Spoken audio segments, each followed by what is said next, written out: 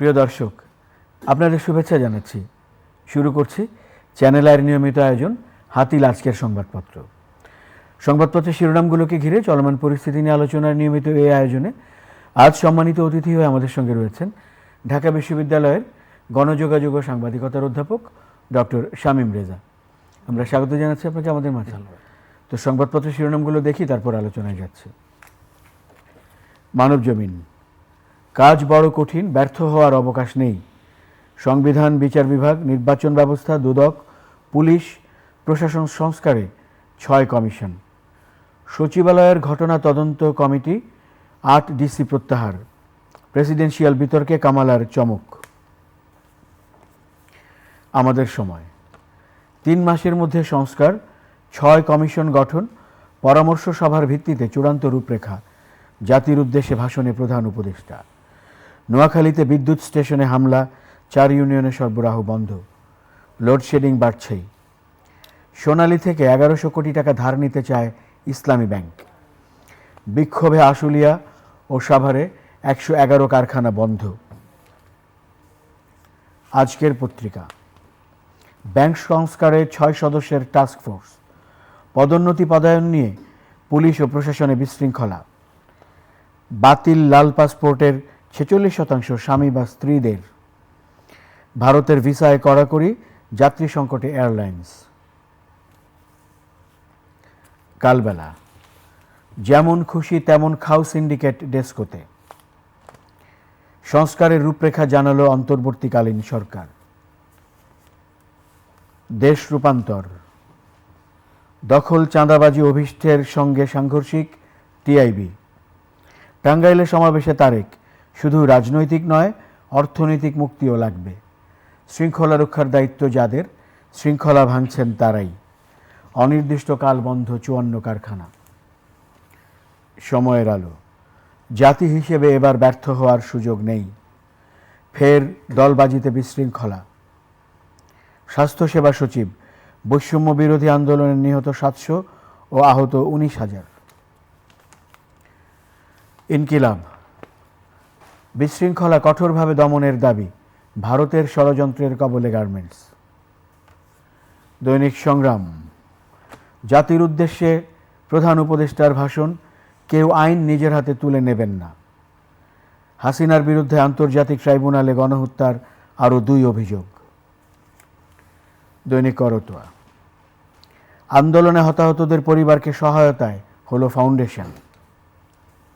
The Business Standard, reduce, reuse, recycle, repeat, the art of green living. শিরোনামগুলো দেখছিলাম দৈনিক সংবাদপত্রগুলো। প্রতিদিন এমন ছোট ছোট মুহূর্তগুলো তৈরি করে জীবনের গল্প। Hatil, live and relieve. আজ আসলে প্রধান শিরোনাম একটি বিষয়কে ঘিরেই, সেটি হচ্ছে মাননীয় প্রধান উপদেষ্টা অধ্যাপক ডক্টর মোহাম্মদ ইউনূস, তিনি জাতির উদ্দেশ্যে যে ভাষণ দিয়েছেন সেই বিষয়েরই বিভিন্ন কিছু ঘিরে শিরোনামগুলো করা হয়েছে। তবে তার মধ্যে সবচেয়ে বেশি প্রাধান্য পেয়েছে সংস্কারের যে রূপরেখার কথা তিনি জানিয়েছেন, এবং প্রাথমিকভাবে সংস্কারের জন্য 6 খাতে 6টি কমিশন গঠনের সিদ্ধান্তের কথাও তিনি জানিয়েছেন। আমরা আলোচনা শুরু করতে চাই। মানে যে খুব অল্প সময়ের ব্যবধানে মাননীয় প্রধান উপদেষ্টা আবার জাতির উদ্দেশ্যে ভাষণ দিয়েছেন। ভাষণের আগে এমনি মাঠ পর্যায়ে বিভিন্ন ব্যক্তির সঙ্গে কথা বলবার চেষ্টা করছিলাম, এবং বিকাল থেকেই একটা কৌতূহল ছিল যে উনি কী নিয়ে বক্তৃতা দেবেন বা কিসের উপরে আলোকপাত করবেন। আমাদের জেনারেল মাসুরুজ্জামান একসময় 70-80 দশকে কিন্তু প্রতি মাসেই ভাষণ দেওয়ার একটা রীতি ছিল, বা প্রতি মাসে না হোক খুব অল্প সময়ের ব্যবধানে। তখন বেতারকে বেশি ব্যবহার করা হতো। পরবর্তীতে টেলিভিশন আসার পরে এটা পৃথিবীর বহু দেশেই ছিল, আমাদের এই দক্ষিণ এশিয়া সহ। পরবর্তীতে এই রীতিটি আর টিকে থাকেনি। তো অনেক এই প্রজন্মের দর্শক শ্রোতার কাছে একটা নতুন মনে হতে পারে, কিন্তু এই রীতি সরকার প্রধান বা এই ধরনের দায়িত্বে যারা থাকেন তাদের জন্য খুব একটা নতুন নয়। এটা যে কারণে বিশেষ গুরুত্ব বহন করে, একটা হলো যে এই অন্তর্বর্তীকালীন সরকার দায়িত্ব নেওয়ার 1 মাস পূর্ণ হয়েছে, এবং এই 1 মাসে আমরা যে প্রত্যাশার তালিকা তৈরি করেছি সেটাও কিন্তু সুদীর্ঘ, এবং সেগুলোকে যদি এক জায়গায় করা হয় তাহলে সংবাদপত্রের পাতায় প্রথম পাতায় জায়গা দেওয়া যাবে না। অর্থাৎ আমরা দীর্ঘদিনের সঞ্চিত যত সংস্কারের দাবি, যত প্রত্যাশা, যত আকাঙ্ক্ষা সব কিছু খুব অল্প সময়ে সামনে এনেছি, এবং এটা আমরাও জানি যে 1 মাসে সেটা কোনো অবস্থাতেই করা সম্ভব না। আরেকটা হলো যে 1 মাস উদযাপনও করেছি আমরা ছাত্র জনতার অভ্যুত্থানে, এবং এই 1 মাসে কি কি কাজ করেছেন অন্তর্বর্তীকালীন সরকার সেটা গণমাধ্যমে বিস্তৃতভাবে আলোচনা হয়েছে। তারপরেও এটা প্রধান উপদেষ্টা আরেকবার বলা মানে বিশেষ তাৎপর্য বহন করে। তো এটা তো একটা দিক। আর যেহেতু আপনি বক্তৃতা নিয়ে কথা বলেছেন, যে কোনো সময় যিনি বক্তা তার যোগ্যতা, দক্ষতা এবং তার আমি যদি বলি ক্রেডিবিলিটি, সেটা বক্তৃতাকে একটা অন্য মাত্রা দেয়। এটা কে বক্তৃতা দিচ্ছেন সেটা গুরুত্বপূর্ণ। গত 1 মাসে এই সরকার যে কাজগুলো করেছেন সেটা সংবাদপত্রে আসছে, বিভিন্ন মাধ্যমে আমরা দেখেছি সে তালিকাগুলো। সেটা ব্যাংকিং সেক্টর থেকে শুরু করে আমরা গুম প্রতিরোধের যে আন্তর্জাতিক সনদ তার সঙ্গে যুক্ত হওয়া থেকে শুরু করে অনেক অবৈধ বা অপ্রয়োজনীয় মামলা মোকদ্দমা সেগুলো থেকে মানুষকে নিষ্কৃতি দেওয়া, রাজনৈতিক কর্মী যারা বা আমাদের অভ্যুত্থানকারী থেকে অনেক অনেক কাজ তারা করেছেন, এবং সে তালিকাও বেশ দীর্ঘ। তো আজকের উনি প্রধান যে বিষয়গুলো উল্লেখ করেছেন একটু বলে আমরা আলোচনাতে, যে উনি শুরুই করেছেন, নিশ্চয়ই এতক্ষণ এটা নিয়ে অনেক আলোচনা হয়েছে, তারপরেও আলোচনার জন্য একটু বলা, যে যারা এই ছাত্র জনতার অভ্যুত্থানে হতাহত হয়েছেন তাদের প্রতি শ্রদ্ধা জানিয়েছেন, এবং বিশেষ করে যারা আহত তাদের চিকিৎসা এবং দায়িত্বের যে রাষ্ট্রীয় দায়িত্বের কথা আমরা বারবার বলছিলাম, ফাউন্ডেশন গঠন করা হয়েছে, তিনি তাদের প্রতি গভীর শ্রদ্ধা জানিয়েছেন। তিনি সেই ফাউন্ডেশনের সহযোগিতা চেয়েছেন সকল স্তরের জনগণের কাছে এবং যারা অবদান রাখতে পারেন তাদের কাছে। যে সম্প্রতি বন্যার মুখোমুখি আমরা হয়েছিলাম সেটা নিয়ে তিনি আলোকপাত করেছেন, এবং বাংলাদেশ সেনাবাহিনীর ভূয়সী প্রশংসা করেছেন, যে উদ্ধার কাজ থেকে শুরু করে ত্রাণ, সেখানে তাদের যে ভূমিকা, এবং একই সঙ্গে আমাদের সাধারণ জনগণ বিশেষ করে শিক্ষার্থীদের যে অসাধারণ ভূমিকা তার কথা তিনি উল্লেখ করেছেন। এরপরে তিনি কলকারখানাগুলোতে যে প্রতিবাদ বা দাবি নিয়ে একটা অচল অবস্থার তৈরি হয়েছে সেটা নিয়ে তিনি তার অবস্থান বেশ কঠোরভাবে তিনি ব্যক্ত করেছেন, অত্যন্ত ভালো ভাষায়, নিঃসন্দেহে তিনি খুব ভালো ভাষায় বক্তৃতা দিয়েছেন। এরপরে আরও অত্যন্ত গুরুত্বপূর্ণ কিছু বিষয়ে তিনি আলোকপাত করেছেন, শিক্ষা নিয়ে কথা বলেছেন, শিক্ষা কারিকুলাম নিয়ে কথা বলেছেন, সংবাদপত্র এবং গণমাধ্যম নিয়ে কথা বলেছেন। তার মধ্যে সাগর রুনির মতো মামলার প্রসঙ্গ উঠেছে, যেটা বহুবার পিছিয়ে আছে মামলার তারিখ, একদম স্পষ্টভাবে নাম উল্লেখ করে এটা প্রসঙ্গ এসেছে। স্বাধীন গণমাধ্যম কমিশনের কথা বলেছেন, গণমাধ্যমের ভূমিকার কথা বলেছেন, সমালোচনা করতে হবে, বলতে হবে, এ প্রসঙ্গ উল্লেখ করেছেন। বিস্তৃতভাবে পররাষ্ট্রনীতি নিয়ে আলোচনা না হলেও প্রতিবেশী দেশ এবং দক্ষিণ এশিয়ার রাজনৈতিক ভবিষ্যৎ এবং আন্তঃসম্পর্ক নিয়ে তার ভাবনার সংক্ষিপ্ত সময়েও একটা ধারণা দেবার চেষ্টা করেছেন তিনি। এর পরে দীর্ঘ বর্ণনায় তিনি কি কি করেছেন এই সরকার তার একটা বড় তালিকা তিনি প্রদান করেছেন, অনেক তথ্য উপাত্ত দিয়েছেন। মুদ্রাস্ফীতির একটা কারণ তিনি উল্লেখযোগ্য বলেছেন, যে গত সরকারের সময় প্রায় 60,000 কোটি টাকা নোট ছাপানো হয়েছিল, সেটাও মুদ্রাস্ফীতির ক্ষেত্রে কী ধরনের ভূমিকা রেখেছে, এবং এটা থেকে বেরিয়ে আসার ক্ষেত্রেও দু একটা পদক্ষেপের কথা তিনি উল্লেখ করেছেন, সুদের হার বৃদ্ধির কথা। আর যেটা আমার মনে হয় যে এই বক্তৃতার যেটা নিয়ে বেশি আলোচনা হচ্ছে উনি বিশেষভাবে উল্লেখ করছেন, সেটা হলো 6টা কমিশন গঠন করা, এবং যে কমিশনের একজন করে প্রধানকে দায়িত্ব দেওয়া হয়েছে, এবং কমিশন 3 মাস পর প্রতিবেদন দেবে, এবং একটা বিস্তৃত আলোচনা বিভিন্ন অংশীজনের সঙ্গে প্রায় 7 দিন ব্যাপী এমন একটা ধারণা দিয়েছে। তারপর সেটার ব্যাপারে ভবিষ্যৎ কর্মপরিকল্পনা, আমি যদি মোটা দাগে এগুলোকে আলোচনার মধ্যে রেখে যদি আলোচনায় যাই, শুরুতেই সশস্ত্র বাহিনীর ভূমিকার যে প্রশংসা, সেটা শুধু বন্যার সময় না, এই ছাত্র জনতার অভ্যুত্থানে তাদের একটা বড় ভূমিকা রয়েছে, এবং তারা যদি এই প্রতিদিন এমন ছোট ছোট মুহূর্তগুলো তৈরি করে জীবনের গল্প। Hatil, live and relieve. গুরুত্বপূর্ণ ভূমিকা পালন না করতেন তাহলে আসলে পরিস্থিতি আরও কত ভয়াবহ হতো, বা জীবনহানি থেকে শুরু করে কোন পর্যায়ে আমরা যেতাম সেটা বলা কঠিন। তো যদিও তিনি বন্যার প্রসঙ্গে বলেছেন, তারপর আমি মনে করি যে আমাদের রাষ্ট্রীয় সার্বভৌমত্বের প্রতীক এবং আমাদের অত্যন্ত গুরুত্বপূর্ণ প্রতিষ্ঠান হিসাবে এই বিশেষ আলোকপাত দাবি রাখে। এবং বন্যার সময় যে বিভিন্ন স্তরের মানুষের অবদানের কথা উল্লেখ করা হয়েছে, এটা ব্যক্তিগত প্রত্যাশা, আরও ভালো লাগতো যদি শিক্ষার্থীদের মধ্যে যে ভলান্টারি সার্ভিসেস বা স্বেচ্ছাসেবী তার যে অসাধারণ নমুনা আমরা বেশ কয়েক দশক পরে আবার দেখতে পেয়েছি, যে একটা অরাজনৈতিক কিন্তু একটা সাংস্কৃতিক পরিমণ্ডলে, বিশেষ করে যদি উল্লেখ করি যে ঢাকা বিশ্ববিদ্যালয়ের ছাত্র শিক্ষক কেন্দ্রে যে অভূতপূর্ব দৃশ্যের অবতারণা হয়েছে যে রাষ্ট্রের এমন কোনো স্তরের মানুষ নাই যে তার ত্রাণের সামগ্রী বা অর্থ সাহায্য তারা করতে যায়নি, যেখানে তারা কোনো প্রমাণ রাখছেন না, এখানে কোনো রসিদ তাদেরকে সবসময় দেওয়া সম্ভব হচ্ছে না, কিন্তু কি স্বচ্ছতার সঙ্গে তারা সেখানে তারা অবদান রাখছেন, কাজ করছেন, একেবারে অর্থ থেকে শুরু করে সম্পদ এক পর্যায়ে রাখার জায়গা হয়নি, স্টেডিয়ামে নিয়ে যেতে হয়েছে। এবং গণমাধ্যমে ছবি দেখেছেন যে একটা ত্রাণ প্রদানে ইচ্ছুক মানুষের শহরে পরিণত হয়েছে একটা বিশ্ববিদ্যালয় ক্যাম্পাসের একটা নির্দিষ্ট অংশ। এটা অভূতপূর্ব, হয়তো পরবর্তীতে নিশ্চয়ই এটা নিয়ে আরও আমরা আলোচনার সুযোগ পাবো। কলকারখানাগুলোর প্রসঙ্গে খুব গুরুত্বপূর্ণ। আমরা সবসময় বলেছি যে দাবি তো নাগরিক অধিকার, ন্যায্য দাবি তারা করবেন, কিন্তু একই সঙ্গে আমরা যেমন স্বাভাবিক একটা প্রবণতা রাজনৈতিক সরকারগুলোর আমরা দেখেছি, কিছু হলে ষড়যন্ত্র তত্ত্ব খোঁজা, যে এর মধ্যে ষড়যন্ত্রকারী আছেন, সহিংসকারী আছেন, যে কোনো গোলমাল বাঁধানোর কিছু লোক তো থাকেনি, কিন্তু সেই অবস্থান থেকে সরে এসে যে একটা আহ্বানের সুরে কথা বলা, যে দাবি এবং কোন দাবি কোন সময়ে বা কোন যৌক্তিক পর্যায়ে করলে উৎপাদন ব্যাহত হবে না, উৎপাদনই যদি ব্যাহত হয় তাহলে তো আপনি সামনের দিকে এগোতে পারবেন। ওনার একটা বিষয় ভালো লেগেছে যে মালিক শ্রমিক একটা আন্তরিক সম্পর্ক বা হৃদ্যতাপূর্ণ সম্পর্কের অবস্থান যদি তৈরি না হয়, সেই পরিবেশ তৈরি নয়, তাহলে তো উৎপাদনকে এগিয়ে নেওয়া যাবে না। এবং আমার মনে হয় যে ওনার বলবার একটা নিজস্ব রীতি আছে, অত্যন্ত বয়োজ্যেষ্ঠ দের মধ্যে একজন তিনি রাষ্ট্রের, কিন্তু তার একটা দৃঢ়তা, যেটা আমি শুরুতেই বলেছিলাম, খুব সহজ শব্দে তিনি বক্তৃতা দেন। আমরা এবং আন্তর্জাতিকভাবে তার বক্তৃতা শুনেছি ইংরেজিতে। আমার মনে আছে তিনি শক্তি দই নিয়ে একটা বক্তৃতা দিচ্ছিলেন আন্তর্জাতিক ব্যবসায়ী নেতাদের সঙ্গে। তো এত সহজে তিনি বোঝাচ্ছেন যে দই কি কাজ করে, কেন তিনি এটা করবেন। আমরা তার আরও অনেক ভিডিও চিত্র দেখেছি, যিনি আন্তর্জাতিক পর্যায়ে বক্তৃতা দিচ্ছেন খুব সহজ ভাষায়, সহজ হয়তো সেখানে ইংরেজিতে। তো আমরা তার এই জাতির উদ্দেশ্যে নিয়ে দ্বিতীয়বার ভাষণ শুনলাম। এর আগে তো ছোট ছোট আমরা ক্লিপস দেখেছি, সেখানেও তিনি খুব সহজভাবে, সরলভাবে, কিন্তু অত্যন্ত দৃঢ়তার সঙ্গে, এবং আমি যদি বলি যে তার যে অঙ্গভঙ্গি বা তার যে শরীরী ভাষা, সেটা অত্যন্ত গভীরভাবে যোগাযোগ করে। সুতরাং কলকারখানা সম্পর্কে তার এই বক্তব্য, উনি যত সরল, আন্তরিক একজন রাষ্ট্রের অত্যন্ত বয়োজ্যেষ্ঠ ব্যক্তি হিসাবে, আমি যদি তাকে অন্তর্বর্তীকালীন এই প্রধান উপদেষ্টা বা সরকার প্রধান হিসেবে নাও দেখি, সেই দৃঢ়তা নিয়ে তিনি কিন্তু কথাগুলো বলেছেন, যেটা আমি মনে করি একটা বড় ভূমিকা রাখবে। যে আলোচনায় বোধহয় আসবার জন্য আপনিও আগ্রহী, গণমাধ্যমের প্রসঙ্গ। দেখুন, শুধু একটা নির্দিষ্ট মামলার কথাই তিনি উল্লেখ করেনি, তিনি স্বাধীন গণমাধ্যম কমিশনের কথা বলছেন, যেটা যদিও ওই 6টা কমিশনের মধ্যে এটা না, কিন্তু সবগুলো তার একবারে হয়তো তৈরি করা সম্ভব না, নিঃসন্দেহে স্বাধীন গণমাধ্যম কমিশনের কথা আসবে।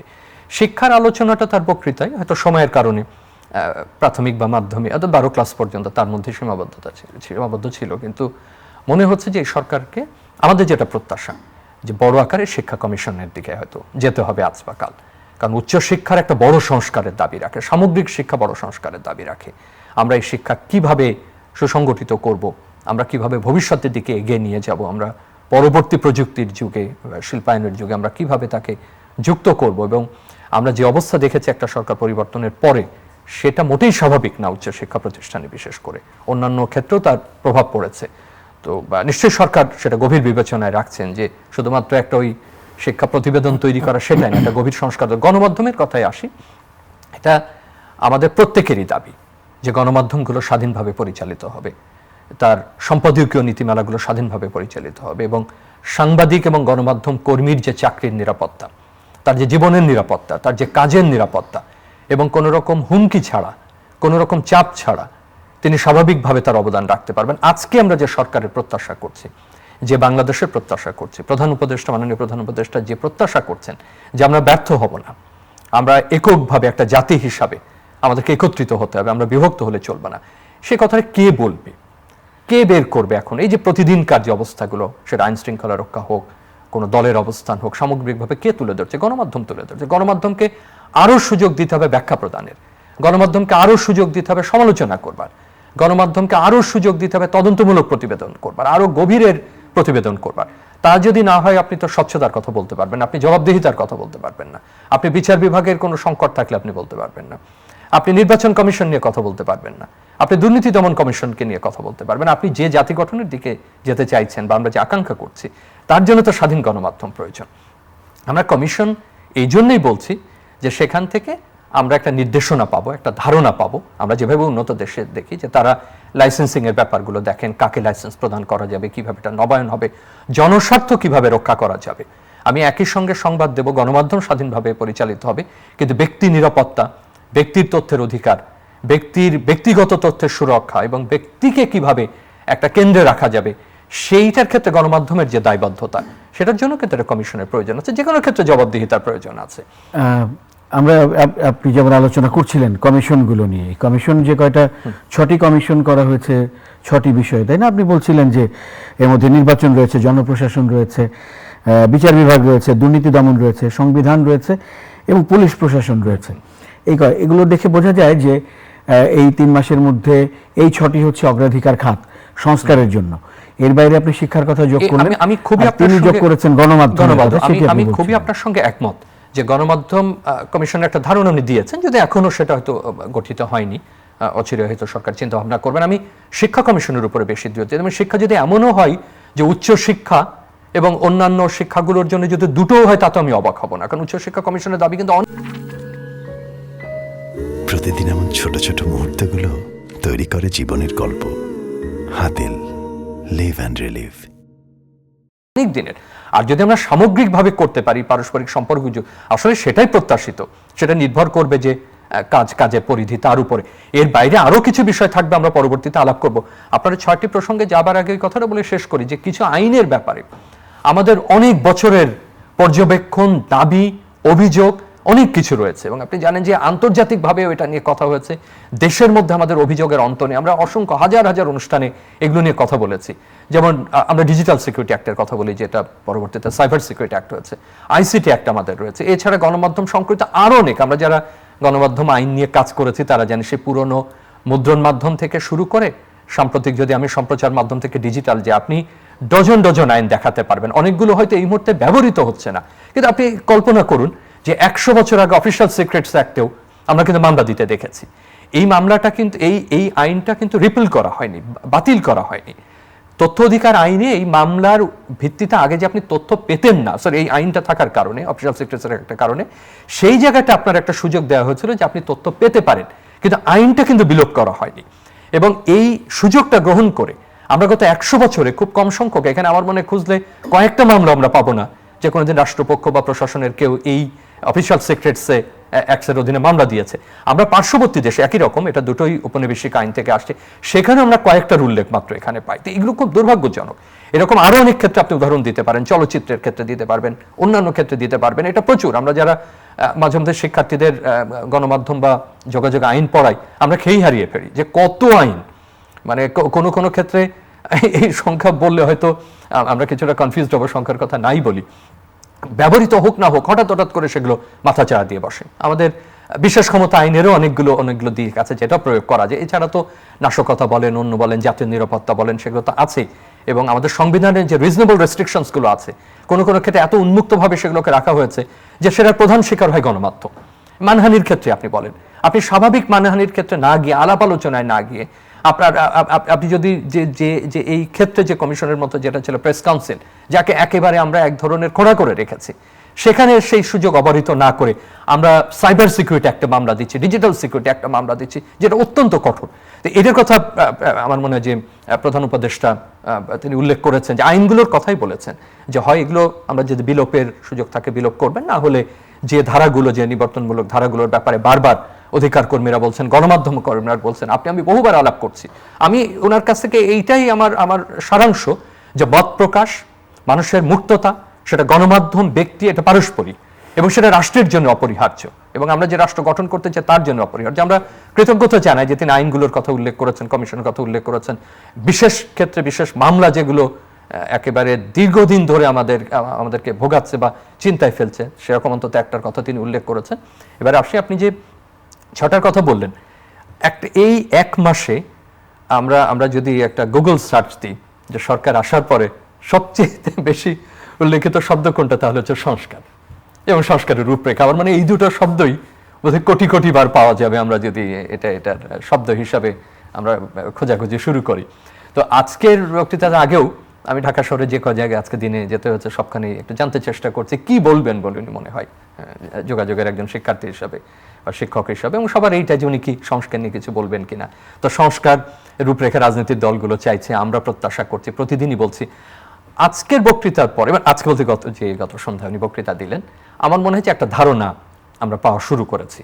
যেমন এই 6টা অত্যন্ত গুরুত্বপূর্ণ কমিশন, এবং এই 6টাকে যদি একটা ভিত্তি হিসাবে ধরি এবং যেগুলোর আভাস উনি দিয়েছেন কমিশন, অথবা যেগুলোর কমিশনের প্রত্যাশা আমরা করছি, বা কমিশন সমজাতীয় যা কিছু করা যায়, সেগুলো একটা প্রাথমিক মনে হচ্ছে সংস্কারের একটা ভিত্তি হিসাবে দেখা যেতে পারে। এই 6টা নিয়ে তো কোনো দ্বিমত নাই। নির্বাচন কমিশন, দুর্নীতি দমন কমিশন, বিচার বিভাগ, জনপ্রশাসন, আমি কোনোটা বাদ দিচ্ছি কিনা, সব মিলে 6টা আমি অত দ্রুত বলতে গিয়ে হঠাৎ খেয়াল আসছে না। তো এই 6টা একটা বড় আকারের ভিত্তি আমি মনে করি যে প্রাথমিকভাবে তৈরি করবে। এবং সংবিধান সংস্কার, আমরা যে আলোচনা উঠেছে যে পুনর্লিখন নাকি এটার সংশোধন, সেটা হয়তো আরো পরে সেই আলাপ আরো পরিপক্ক হবে, বিভিন্ন দিক থেকে সেই আলাপগুলো আসবে। কিন্তু এই 6টাকে যদি আমি একটা প্রাথমিক ভিত্তি হিসাবে ধরি, যে তাহলে আমার মনে হয় যে সংস্কারের একটা প্রক্রিয়া আমরা অংশগ্রহণ করতে যাচ্ছি, এবং একটা সময়ও জানা গেল যে 3 মাসের মধ্যে তারা প্রতিবেদন দেবেন, এবং প্রতিবেদনের পরে একটা বিশদ আলোচনার সুযোগ পাওয়া যাবে আরো 7 দিন বিভিন্ন অংশীজনের। কমিশনের গঠন সম্পর্কে একটা ধারণা দিয়েছেন, এক তো প্রধানদের নাম আমরা শুনেছি যে সেখানে বিভিন্ন শ্রেণী পেশার ব্যক্তিরা সদস্য হিসাবে যুক্ত হবেন, এবং পরবর্তী যে ব্রডার কনসালটেশন বা পরামর্শগুলো হবে সেখানে আরো আমার মনে অধিকতর জনগোষ্ঠীকে এবং বিস্তৃত মানুষকে যুক্ত করা যাবে। তো সেইগুলোকে যদি আমি একটা পিলারের মতো ধরি বা স্তম্ভের মতো ধরি, একটা সময়ও আমরা ধারণা করতে পারছি। তারপরে এই পরামর্শের পরে আমার মনে হয় যে ততদিন হয়তো আরো অন্যান্য বিষয়গুলো নিশ্চয়ই, যেগুলো আমরা প্রত্যাশা করলাম বা যেগুলো উনিও আভাস দিয়েছেন, আলোচনা কিছুটা করেছেন, একটা ধারণা আমরা নিয়ে আমার মনে হয় যে রূপরেখার তো আমরা ওই আলোচনায় আজকে যাচ্ছি না, একটা সংক্ষিপ্ত আলোচনায়, যে আসলে দিনক্ষণের আলোচনা সেটা একটা ভিন্ন মাত্রার জিনিস, সময়ের আলোচনা ভিন্ন, কিন্তু রূপরেখাটা তো আমাদের কাছে একটা বড় ধরনের আকাঙ্ক্ষা, যে একটা রূপরেখা পেলেই আমরা অন্যান্য আলোচনা করতে পারবো। আমার মনে হয় যে এটা তারই একটা হয়তো যাত্রা শুরু হচ্ছে। এবং আপনার যদি সময় থাকে, খুব দ্রুত উনি প্রতিবেশীর সঙ্গে সম্পর্কেরও একটা ভালো উল্লেখ করেছেন, একটা বহুল আলোচিত বিষয় আমাদের সামাজিক মাধ্যম থেকে সব জায়গায়, যে আমার মানে আমি যতটুকু বুঝতে পেরেছি যে আমাদের সম্পর্কগুলো হবার উচিত জনগণের সঙ্গে জনগণ, এবং একটা দেশের সঙ্গে আর একটা দেশ, এটা ব্যক্তির সঙ্গে একটা দেশ বা সরকারের সম্পর্ক নয়, এটা পারস্পরিক, বহুমাত্রিক এবং অনেক বিস্তৃত।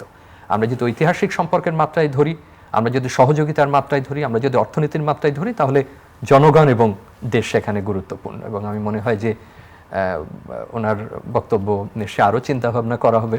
যারা বক্তৃতা লিখেছেন তারাও ভবিষ্যতে ভাববেন, উনি অনেক তথ্য দিয়েছেন। অনেক সময় ইনফরমেটিভ এবং পারসুয়েসিভ বক্তৃতা একসঙ্গে করা খুব কঠিন হয়ে পড়ে, 33 মিনিটের বক্তৃতা। সো দর্শক শ্রোতা যারা শুনছেন তারা নিশ্চয়ই তাদের মৌল বিষয়টা এর মধ্যে থেকে বের করে আনতে পেরেছেন। বক্তাকেও ধন্যবাদ জানাই আবারও যে মাননীয় প্রধান উপদেষ্টা তার খুব সহজ সরল প্রাঞ্জল ভাষায় খুব দৃঢ়তার সঙ্গে বক্তৃতা দিয়েছেন। এবং ওনার কথা দিয়ে শেষ করি, ব্যর্থ হওয়া চলবে না। আমরা যে সুযোগ পেয়েছি সেই সুযোগকে সর্বোত্তমভাবে কাজে লাগাতে হবে। অনেক অনেক ধন্যবাদ অধ্যাপক ডক্টর শামীম রেজা আমাদেরকে সময় দেওয়ার জন্য। আপনাকে ধন্যবাদ। প্রিয় দর্শক, আপনাদেরও ধন্যবাদ সঙ্গে থাকার জন্য। চ্যানেল আইয়ের নিয়মিত আয়োজন হাতির আজকের সংবাদপত্রের আজকের আয়োজনটা এই পর্যন্তই। ভালো থাকবেন সবাই, শুভরাত্রি।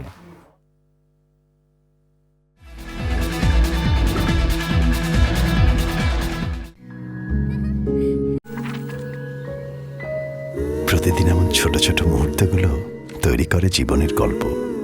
Hatil, live and relieve.